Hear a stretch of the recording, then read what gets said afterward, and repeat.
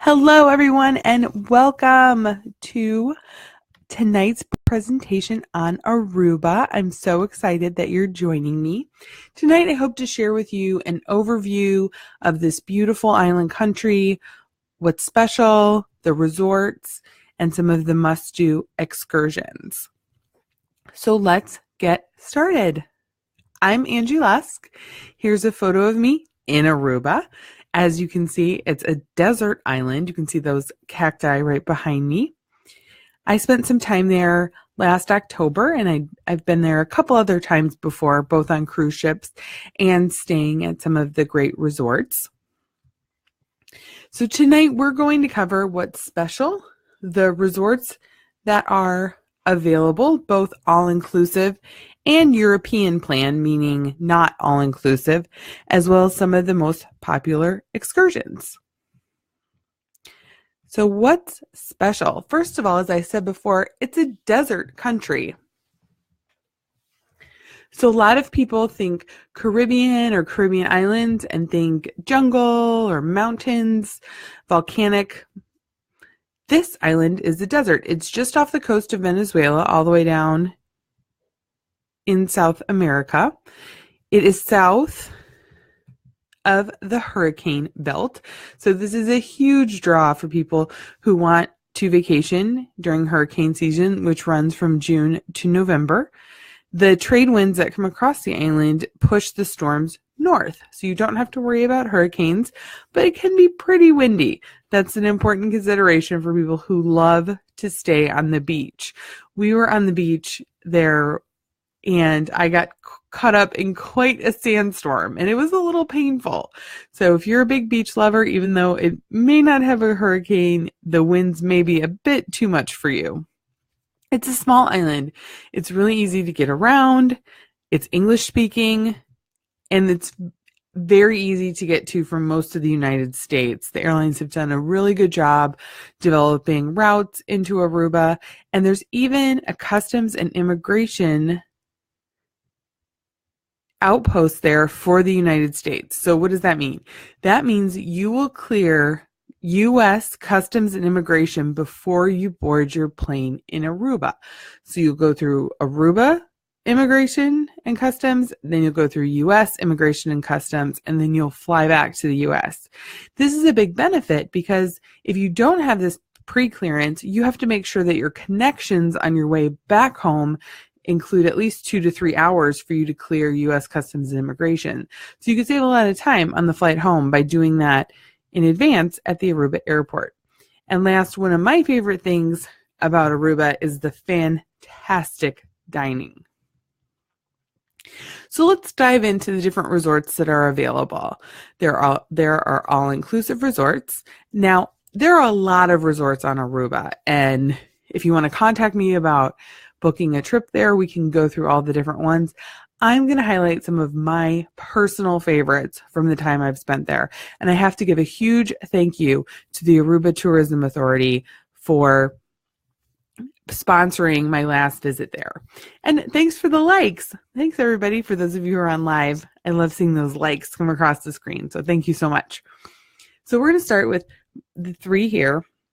So RIU Palace Antillas. This is an adults-only all-inclusive. They took over a Westin, so if you're used to RIU Palace resorts, it's going to look different than other resorts you've been to. The pool you're looking at right here is the pool with the swim-up bar. It's beachfront. The beach is beautiful. It has that beautiful turquoise water. In my experience, the food here was very good in the buffet, and I'm not a buffet person, and not quite as good at the a la cartes. The a la cartes kind of missed the mark a little bit, but the food at the buffet was fantastic. It's right next door to the RIU Palace Aruba, and the RIU Palace Aruba is a family resort. Hi, Adriana. Thank you so much. I really appreciate that. The RIU Palace Aruba is the family resort right next door. You do have exchange privileges. If you're an adult, you can go back and forth between the two resorts. The big difference, though, is you have to eat at the a la carte restaurants for the resort where you're staying. So you can't go to the RIU Palace Aruba if you're staying at the adults only for dinner at the a la cartes. So here's a picture of the swim-up bar at the RIU Palace Aruba. You can see it's a little bit off the beach. It's also a little bit more sheltered. So if you are going to a windy time, you may want to think about heading over there to have a little buffer from the wind. But it has that fantastic RIU Palace programming. Again, buffet is going to be a little bit better than the a la cartes, in my opinion. Then we have another set of all-inclusives, the Tamarijn and the Divi resorts. This is a huge campus of resorts. So there's the Tamarijn, which these pictures are of. This is a beachfront resort. So the thing that really stood out to me about the Tamarijn resort was how inexpensively you could get a beachfront room. So you can see that picture all the way to the left. Those are chairs on someone's patio walking out to the beach. And the price points on this is phenomenal. Then this on the right is a picture of one of their restaurants. Now, it's also connected to the Divi resorts, which there's a village, there's villas, there's a number of different levels and styles of accommodation within this complex. So you're going to get a lot of choice that way. Now, there are a lot more hotels that are not all-inclusive, and so sometimes you see this referred to as European plan. Part of the reason for this is because the restaurants in Aruba are so good. But the Aruban Tourism Bureau has put together a special package where you can pre-buy vouchers for dining, which is great. You can get these vouchers for dining, and depending on the restaurant, you either get a 3-course prefix menu or a special discount as a way to make dining more affordable and encourage you to dine around Aruba. So let's go into these different not all-inclusive resorts. So Bucuti and Terra is beautiful. This is consistently ranked one of the top honeymoon destinations in the world. I think this picture really sums up what I thought was so special about this resort. Look how the lounge chairs are set up. Look at this attention to detail.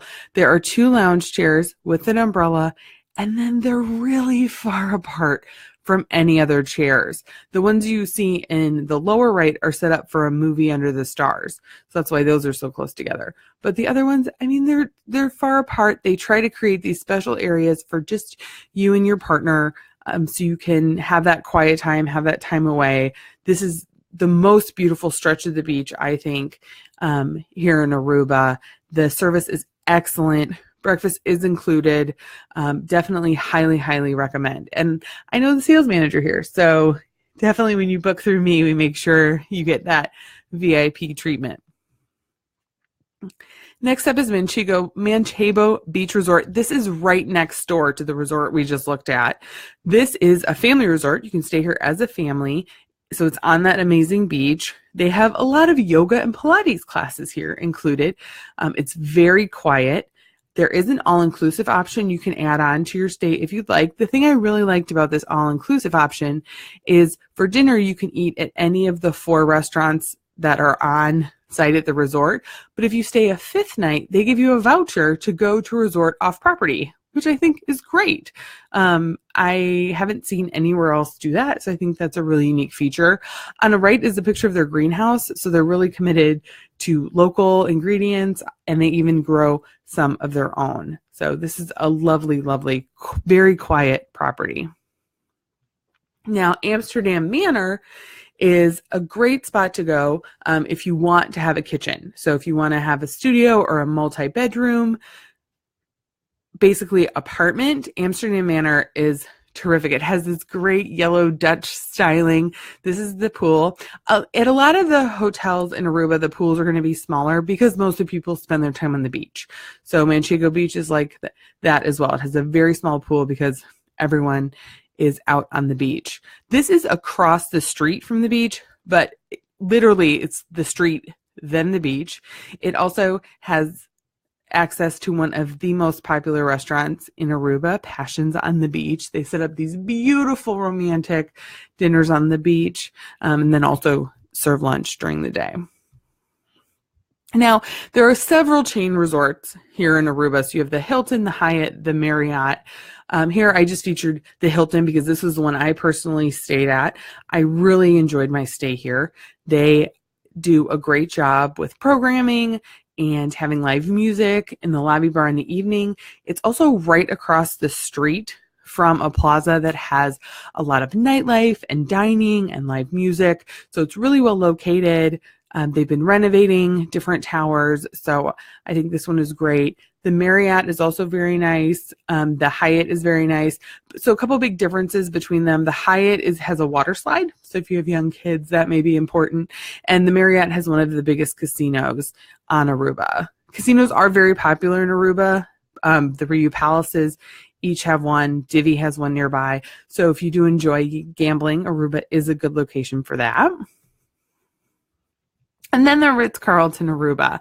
So the unique thing about the Ritz Carlton is its location. So you can see those green trees in the picture. They are located at the end of the beach. So it's a little more private, a little less foot traffic. They in fact kept this local vegetation in place to make it more private. So people, as they come up to the resort, think the beach ends because they see the growth and vegetation, but just behind that is the Ritz Carlton. One tip here is I recommend getting the club level because they have 5, they call them food displays throughout the day. So that does help make it to be a more all-inclusive experience.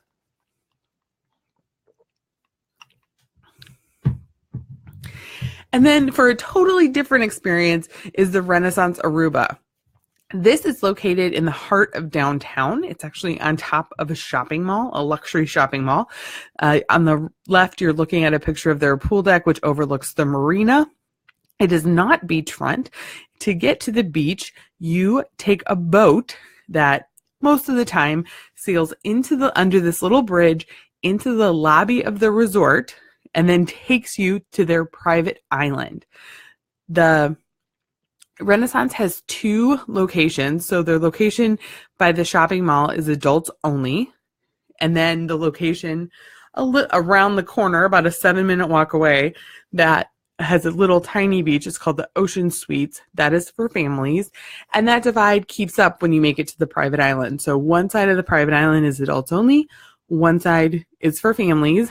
And those little huts you can see in the distance in the picture on the right are cabanas. So you can go and rent a cabana, and they're about $200 to $250 a day, depending on the size.